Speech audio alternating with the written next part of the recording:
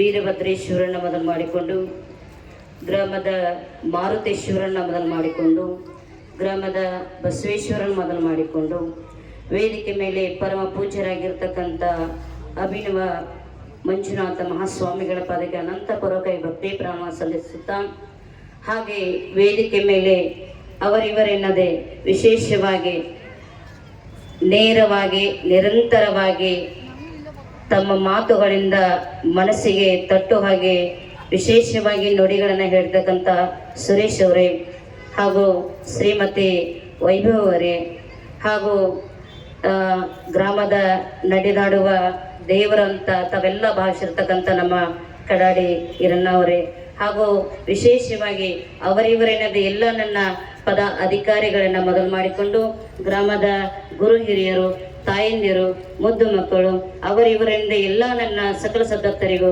ಶರಣು ಶರಣಾರ್ಥಿ.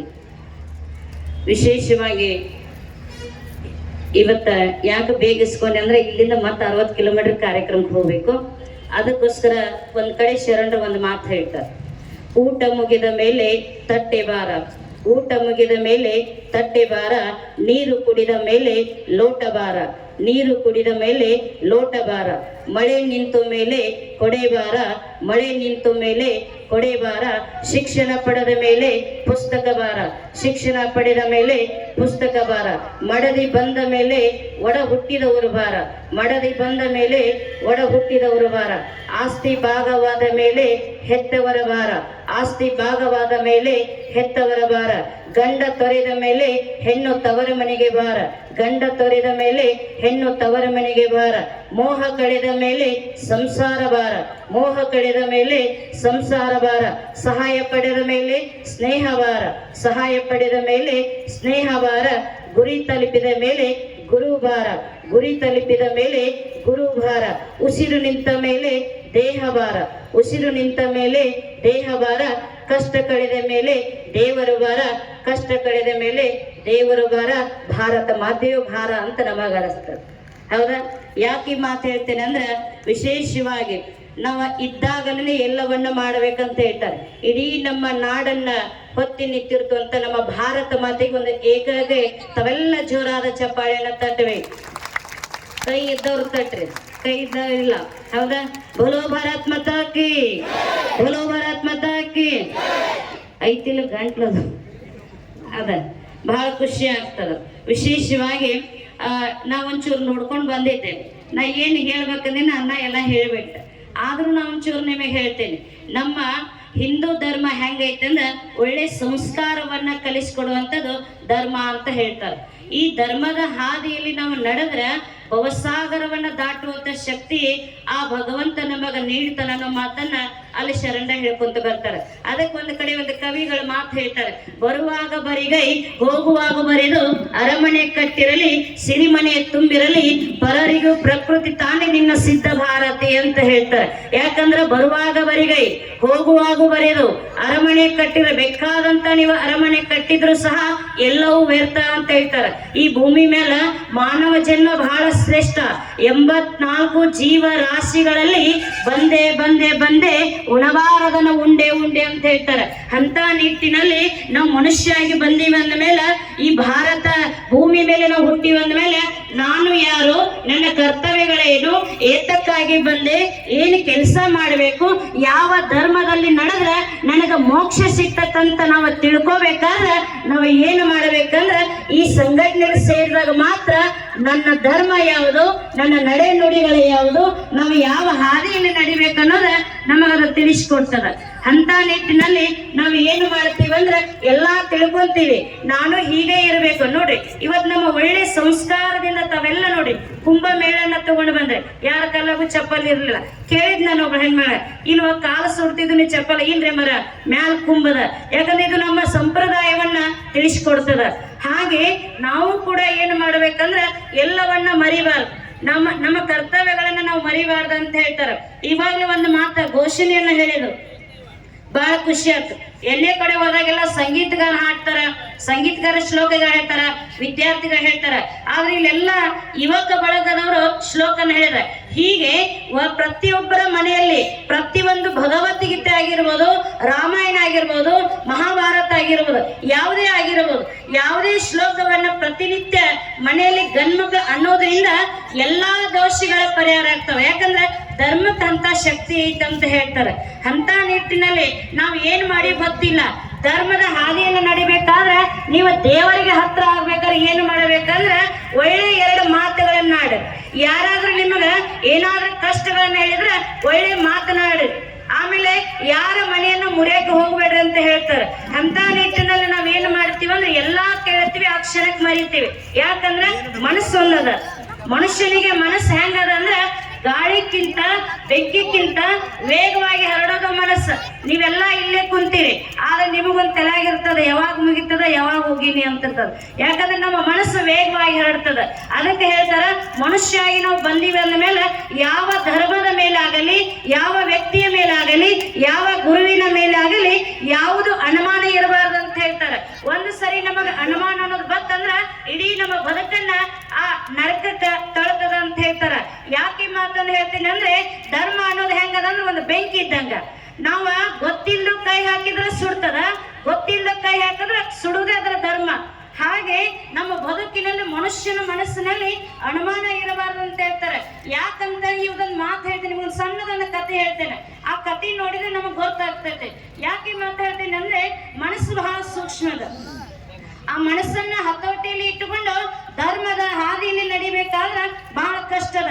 ನಾವು ಅವ್ರು ಏನ್ ಹೇಳ್ತಾರಲ್ಲ ಅದನ್ನೆಲ್ಲ ನಡೆಸ್ಕೊಂಡು ಹೋಗ್ಬೇಕು ಅನ್ಕೊಂತೀವಿ, ಆ ಕ್ಷಣಕ್ಕೆ ಬದಲಾಗ್ತದೆ. ಇವತ್ತಿಲ್ಲದವಿ ನಾಳೆ ಇನ್ನೊಂದೇರಿ ಹೋಗ್ತೀವಿ. ಹಂಗ ಇರುವಂತ ಸಮಯದಲ್ಲಿ ಇಲ್ಲಿ ವಿಶೇಷವಾಗಿ ಏನ್ ಹೇಳ್ತದ ಅಂದ್ರೆ, ನಮ್ಮ ಹಿಂದೂ ಧರ್ಮ ಏನ್ ಹೇಳ್ತದಂದ್ರೆ, ಎಲ್ಲರನ್ನ ಒಡೆದು ಹೋದ ಗ್ರೂಪನ್ನ ಒಂದನ್ನ ಮಾಡ್ತದ, ಒಡೆದು ಹೋದ ಮನಸ್ಸನ್ನ ಒಂದನ್ನ ಮಾಡ್ತದ. ಮಾನವ ಕುಲ ಒಂದೇ ಅನ್ನೋದನ್ನ ಅದು ಸಾರ್ತದ. ಅಂತ ನಿಟ್ಟಿನಲ್ಲಿ ನಮ್ಮ ಮನಸ್ಸು ಬಹಳ ಸೂಕ್ಷ್ಮದ. ಮನಸ್ಸಿನಲ್ಲಿ ಆ ಧರ್ಮ ಈ ಧರ್ಮ ಅನ್ನೋದು ಯಾವುದೇ ಭೇದ ಭಾವ ಇಲ್ಲದನ್ನ ನಾವು ತಿಳ್ಕೊಂಡಿದ್ದ ಕರೆ ಆದ್ರೆ ಆ ಪರಮಾತ್ಮ ಭಾರತ ಮಾತೆ ನಮ್ಮನ್ನ ಮೆಚ್ಚುತ್ತಾಳ ಅನ್ನೋ ಮಾತನ್ನಲ್ಲಿ ಹೇಳ್ಕೊಂತ ಬರ್ತಾರೆ. ಅದು ಹೆಂಗ್ರಿ ಅಮ್ಮರ, ಮನಸ್ಸು ಹತೋಟಿಯಾಗಿ ಇಟ್ಕೋಬೇಕಾದ್ರೆ, ಮನಸ್ಸು ನಾವು ಹೇಳ್ದಂಗೆ ಕೇಳಬೇಕಾದ್ರೆ ನಾವು ಏನಿರಬಾರ್ದು ಅಂದ್ರೆ ಮೊದಲಿಗೆ ಅನುಮಾನ ಇರಬಾರ್ದು ಅಂತ ಹೇಳ್ತಾರೆ. ಚಿಕ್ಕದಾದ ಒಂದು ಕತೆ ಹೇಳ್ತೇನೆ. ಯಾಕೆ ಕತೆ ಹೇಳ್ತೀನಿ, ಕಥೆಯ ಮುಖಾಂತರ ನಮ್ಮ ಹಳೆ ಶರಣರಾಗಿರ್ಬೋದು, ವಿಶೇಷವಾಗಿ ಎಲ್ಲಾ ಶರಣ ಗ್ರಂಥಗಳಲ್ಲಿ ಬರೋದಿರೋದು ಕಥೆಯ ಮುಖಾಂತರ ಬರೀತಿರ್ತಾರೆ. ಹಾಗಿರುವಾಗ ನಾವು ಏನ್ ಮಾಡ್ತೀವಿ ಅಂದ್ರೆ, ಇಬ್ಬರು ದಂಪತಿಗಳ ಸುಮ್ಮನೆ ಕತೆ ಹೇಳ್ತೀನಿ ಕೇಳಿ. ಈ ಕತೆ ಕೇಳಬೇಕಾದ್ರೆ ಒಂದು ಸೂಚನೆ ಅದ. ಹೆಂಗಂದ್ರ, ಹೆಂಡತಿ ಮೇಲೆ ಗಂಡ ಅನುಮಾನ ಇದ್ರೆ, ಗಂಡನ ಮೇಲೆ ಹೆಂಡತಿ ಅನುಮಾನ ಇದ್ರೆ, ವಿಶೇಷವಾಗಿ ಧರ್ಮದ ಮೇಲೆ ಅನುಮಾನ ಇದ್ರೆ, ವ್ಯಕ್ತಿಗಳ ಮೇಲೆ ಅನುಮಾನ ಇದ್ರೆ, ಯಾವುದೇ ಒಂದು ವಸ್ತು ಮೇಲೆ ಅನುಮಾನ ಇದ್ರೆ ಎಲ್ಲವೂ ಗಂಟು ಮುಟ್ಟಿ ಕಟ್ಟಿ ನಮ್ಮ ಮಾರುತೇಶ್ವರ ಮಂದಿರಕ್ಕ, ಗುರುಗಳ ಪಾದಕ್ಕ ತಾವೆಲ್ಲ ಒಪ್ಪಿಸ್ಬೇಕಂತ ಹೇಳ್ತಾರೆ. ಹಾಗೆ ಇಬ್ಬರ ದಂಪತಿಗಳಲ್ಲಿ, ಆದ್ರೆ ಗಂಡ ಬ್ಯಾಂಕ್ ಮ್ಯಾನೇಜರ್ ಇದ್ದ. ಬ್ಯಾಂಕ್ ಮ್ಯಾನೇಜರ್ ಇದ್ದ. ಹೆಂಡತಿಗೆ ಏನಿತ್ತಂದ್ರೆ ಗಂಡನ ಮೇಲೆ ಅನುಮಾನ ಜಾಸ್ತಿ ಇತ್ತು. ಯಾಕಂದ್ರೆ ಮನೆಯಾಗ ಒಂದು ಗಡಿಯಾರ ಇತ್ತು. ಆ ಗಡಿಯಾರ ನೋಡ್ತಿದ್ಲಕಿ, ಗಂಡ ಬೇಗ ಹೋದಂದ್ರ ಯಾಕೆ ಬೇಗ ಹೋದ್ರು, ಆಮೇಲೆ ಲೇಟ್ ಮಾಡಿ ಹೋದ್ರ ಯಾಕೆ ಲೇಟ್ ಮಾಡಿ ಹೋದ್ರು ಅಂತ ಹಿಂಗ ಅವಳು ಸಂಶಯ ಪಡ್ತಿದ್ಲು. ಸಂಶಯ ಪಡುವಂತ ಸಮಯದಾಗ ಒಂದು 20 ವರ್ಷ ಆಗಿರ್ತದ, ಒಂದು ಮಗ ಹುಟ್ಟಿರ್ತದ. ನಾ ಹೇಳೋದು ನಿಮ್ಗೆ ಅರ್ಥ ಆಗತೈತಿ. ಆ 20 ವರ್ಷಕ್ಕ ಒಂದು ಮಗ ಹುಟ್ಟಿರ್ತದ. ಅಂತ ಸಮಯದಾಗ ಒಂದಿನ ತವ್ರ ಮನಿ ಕರೆ ಬರ್ತದ. ತವ್ರ ಮನಿ ಕರೆ ಏನ್ ಬರ್ತದ ಅಂದ್ರ, ಇಲ್ವಾ ತಮ್ಮನ ಮದುವೆ ಐತಿ. ನಮ್ಮ ಭಾರತೀಯ ಸಂಸ್ಕೃತದ ಹೆಂಗೈತಂದ್ರ, ಹೆಣ್ಣು ಮಕ್ಕಳ ಆರತಿಯನ್ನು ಹಿಡಿಬೇಕು, ಎಲ್ಲಾ ಕಾರ್ಯಕ್ಕೆ ಹೆಣ್ಣು ಮಕ್ಕಳ ಬೇಕು. ಯಾಕಂದ್ರೆ ಈ ಭೂಮಿ ಮೇಲೆ ಹೆಣ್ಣು ಮಕ್ಕಳಿಂದ ಯಾವುದೂ ಇಲ್ಲ ಅಂತ ಹೇಳ್ತಾರೆ. ಗಂಗೇಚೆ, ಯಮುನೇಚೆ, ಗೋದಾವರಿ, ಸರಸ್ವತಿ, ಸಿಂಧು, ಕಾವೇರಿ ಅಂತೇಳಿ ಎಲ್ಲಾ ಭಾರತ ಮಾತೆ ಹೆಸರುಗಳು ಅದ್ರಾಗದ. ಹಂಗ ಹೆಣ್ಣು ಮನಸ್ಸು ಮಾಡಿದ್ರೆ ಏನೆಲ್ಲ ಮಾಡಕ್ ಸಾಧ್ಯದ. ತೊಟ್ಟಿಲ ತೂಗು ಕೈ ಇಡೀ ಜಗತ್ತನ್ನ ತೂಗೋ ಶಕ್ತಿ ಭಾರತ ಮಾತೆ ಅದ ಅಂತ ನೆನಪಿಟ್ಕೋಬೇಕು. ಅಂತ ನಿಟ್ಟಿನಾಗ ಏನಾಗ್ತದ, ತವ್ರ ಮನೆಯಿಂದ ಕರೆ ಬರ್ತದ. ಕರೆ ಬಂದ ಮೇಲೆ ಅವಾಗ ಏನ್ ಹೇಳ್ತಾರಂದ್ರೆ ಹೂ ಅಂತಾಳಿ. ಆದ್ರೆ ಈ ಹೆಂಡತಿ ಒಂದ್ ಚಿಂತಿರ್ತದೆ, ಗಂಡ ಹೋದ್ರತ್ತ ಬಂದ್ರೆ ಇತ್ತ ಅಂತೇಳಿ ಯಜಮಾನ ಬಂದ ತಕ್ಷಣ ಹೇಳ್ತಾಳೆ ಆಕೆ. ಹಂಗ ಹೇಳಿದ ಮೇಲೆ ಅವಾಗ ಅವಂಗ ಏನಾಗ್ತದಂದ್ರೆ ಖುಷಿ ಆಗ್ತೈತಿ. ಒಂದ್ 20 ದಿನ ಆರಾಮ್ ಇರ್ತನೋ, ಈಗ ಕಿಟಿ ಇಲ್ದ ಅಂತ ಹೇಳಿ. ಹಂಗ ಹೇಳುವಂತ ಸಮಯದಾಗ ಅವಾಗ ಅಂತಾನ, ಆದ್ರೆ ತಾಕೀತ್ ಮಾಡ್ತಾಳ. ರೀ ಅಂತಾಳೆ. ನೀವೆಲ್ಲ ರೀ ಎತ್ತಿರಿಲ್ಲ, ನೀವ್ ಅನ್ನಂಗಿಲ್ಲ, ಗೊತ್ತೈತೆ ನಮ್ ಸಂಸ್ಕಾರ ಹೆಂಗ್ ಹೊಂಟೈತೆ ಅಂದ್ರಪ್ಪರ. ನಾವೆಲ್ಲ ಪೂಜ್ಯರಿಗೆಲ್ಲ ಸತ್ಕಾರ ಮಾಡ್ತಿದ್ರ, ಚಪ್ಪಾಳೆನ ಹೊಡಿವರೆಗಿರು. ಯಾಕಂದ್ರೆ ಅವ್ರ ರೊಟ್ಟಿ ಮಾಡ್ತಿದ್ರಂದ್ರೆ ಚಪ್ಪಾಳೆ ಹೊಡಿತಿದ್ರು ಅವ್ರು. ಯಾಕಂದ್ರೆ ಈಗ ಸಂಸ್ಕಾರ ಹೆಂಗ್ ಬಂದೈತೆ ಅಂದ್ರೆ ಎಲ್ಲ ಮಿಕ್ಸರ್, ಎಲ್ಲ ಉದ್ದುದ ಬಂದೈತಿ, ತಟ್ಟೋದಂತ ಹೋಗ್ಬಿಟ್ಟದ. ಹೌದಾ? ಹಾಗಿರುವಂತ ಅವಾಗ ಯಾಕಾವತ್ತು ನೀ ತವ್ರ ಮನೆಗೆ ಹೋಗಿ ಭಾಳ ಚಲೋ ಎಷ್ಟು ದುಡ್ಡು ಬೇಕಾದ್ರೆ ನೀ ತಗೊಂಡು ಹೋಗು ಅಂತಂದ್ರು. ಆಯ್ತು ಲಗೇಜ್ ತಗೊಂಡು ಹಿಂಗ ಕಲ್ಲೋಳಿ ಬಸ್ ಹತ್ತಿದ್ಲು, ಹಿಂಗ ಗೋಕಾಕ್ ಹೋದ್ಲು. ಗೋಕಾಕ್ ಹೋಗುದ ಈಗಿನ ಕಾಲದಾಗ ಮೊಬೈಲ್ ಕೈಯಾಗ ಅದಾವ, ಹೌದಾ?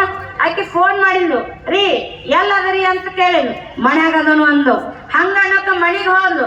ಮಣಿಗೆ ಹೋಗೋಣ 8 ಗಂಟೆ ಆಯ್ತು. ರೀ ಎಲ್ಲದರಿ ಅಂದ್ಲು. ಮನ್ಯಾಗದನು. ರಾತ್ರಿ 10 ಗಂಟೆಕ ಹಲೋ ಅಂದ್ಲು. ಎಲ್ಲದರಿ? ಮನ್ಯಾಗದನು ಅಂದ. ಆದ್ರೂ ನನಗ್ ಡೌಟು ಅಂದಕ್ಕೆ ಹೇಳಿ. ಆದ್ರೂ ನನಗ್ ಡೌಟ್ ಅಂದ್ಮೇಲೆ ನೋಡು, ಊರೆಲ್ಲ ಸಾಲ ಮಾಡಿ, ಊರಿಗೆಲ್ಲ ಚಪ್ರ ಹಾಕಿಸಿ, ಊರ್ ಮಂದಿಗೆಲ್ಲ ಊಟ ಹಾಕಿಸಿ, ನಿನ್ನ ಸಪ್ತಪದಿ ತುಳಿದ ಭಾರತೀಯ ಸಂಸ್ಕೃತಿ ಪ್ರಕಾರವಾಗಿ ನಾನು ನಿನ್ನ ಮದುವೆ ಮಾಡ್ಕೊಂಡ್ ಬಂದನು.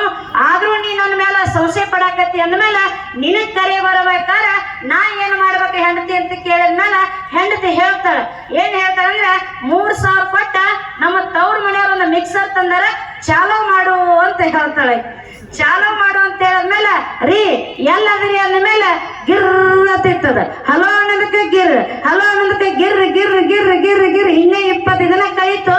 20 ದಿನ ಕಳೆದ ತಕ್ಷಣ ಅವಾಗ ಏನ್ ಮಾಡ್ತಾಳ, ಮದುವೆ ಎಲ್ಲ ಮುಗಿಸೋದು ಲಗೇಜ್ ತಗೊಂಡು ಮನೆಗೆ ಬಂದ ಮೇಲೆ ಮಗ ಕಟ್ಟಿ ಕೂತಿದ್ದ.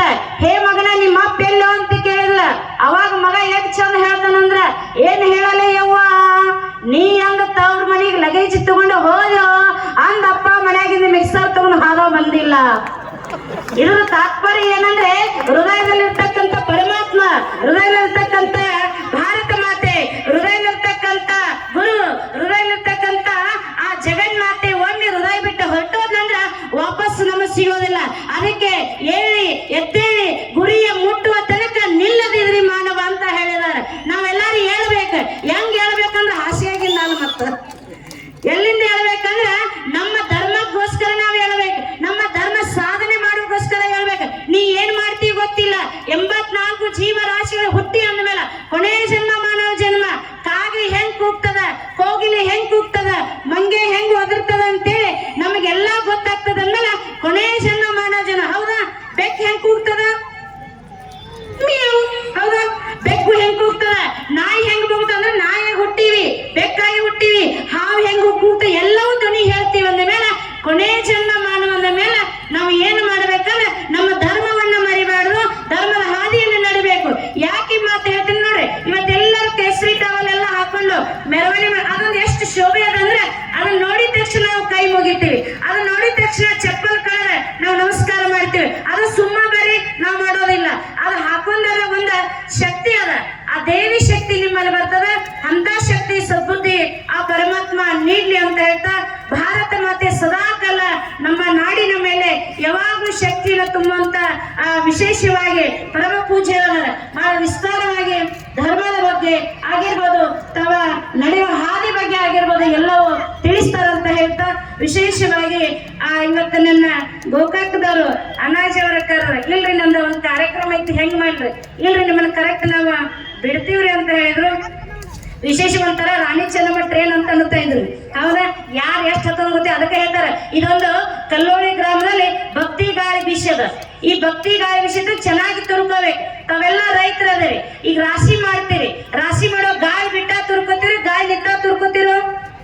ಯಾಕ? ಎಲ್ಲ ಅದ್ರಲ್ಲಿರ್ತಕ್ಕಂಥ ವೇಸ್ಟೇಜ್ ಹೋಗ್ಲಿ ಅಂತ ಹೇಳಿ. ಹಾಗೆ ಇದೊಂದು ಒಳ್ಳೆಯ ಭಕ್ತಿ ಧರ್ಮದ ಗಾಳಿ ಬೀಸದ. ತಾವೆಲ್ಲ ಮನಸ್ಸು ಕೊಟ್ಟು ಕಿವಿ ಕೊಟ್ಟು ಆನಂದದಿಂದ ಕೇಳಿದ ಕರೆಯಾದ ನಮ್ಮಲ್ಲಿರ್ತಕ್ಕಂಥ ಕಾಮ, ಕ್ರೋಧ, ಲೋಭ, ಮೋಹ, ಮದ, ಮತ್ಸರ ಎಲ್ಲವೂ ಸುಟ್ಟು ನಾಶವಾಗುವಂತ ಧರ್ಮ ನಮ್ಮ ನಾಡಿನಲ್ಲೈತಿ. ಅದನ್ನೆಲ್ಲ ತಾವ ಉಪಯೋಗ ತಗೋರಿ ಅಂತ ಹೇಳ್ತಾ, ಧರ್ಮದ ಹಾದಿಯಲ್ಲಿ ನಡೀರಿ ಅಂತ ಹೇಳ್ತಾ, ಬಿದ್ದವರನ್ನ ಬೀಳಲಿಕ್ಕೆ ಪ್ರಯತ್ನ ಪಡೋರನ್ನ ಎತ್ತಿ ನಿಲ್ಲಿಸುವುದೇ ಧರ್ಮ ಅಂತ ಹೇಳ್ತಾರೆ. ಅಂತ ನಿಟ್ಟಿನಲ್ಲಿ ವಿಶೇಷವಾಗಿ ಸಂಘಟನೆದವರು ಆಗಿರ್ಬೋದು, ನಮ್ಮ ಲಕ್ಷ್ಮಣನ ಅಣ್ಣಾಜಿ ಅವರಾಗಿರ್ಬೋದು, ಎಲ್ಲರೂ ಕರೆದ ಇವತ್ತು ವಿಶೇಷವಾದ ಕಾರ್ಯಕ್ರಮಕ್ಕೆ ಒಂದೆರಡು ಮಾತುಗಳನ್ನು ಹೇಳಲಿಕ್ಕೆ ಅವಕಾಶ ಮಾಡಿರ್ತಕ್ಕಂಥ ಎಲ್ಲರಿಗೂ ನನ್ನ ಶರಣಂದ ಹೇಳ್ತಾ ವಿಶೇಷ ಕಾರ್ಯಕ್ರಮಕ್ಕೆ ನಾನು ವಿರಾಮ ಇಡುತ್ತೇನೆ. ಇಲ್ಲಿಯವರೆಗೆ